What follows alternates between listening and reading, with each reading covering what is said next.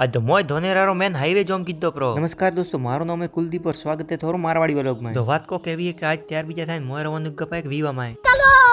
तम जाता इस्ता के मोरे बाइकेन लागी भीतर पसी मोय आरा सीधा बाइकेन भू भरावा भू बीजू भरावा मोय रवनु गपा पासा वीवा रस्ता में जाता इस्ता के विक्रम भाई के मारे पेट में गड़बड़ हेडो स्प्राइट पिया वरो तो मोय आरा आशा डेरी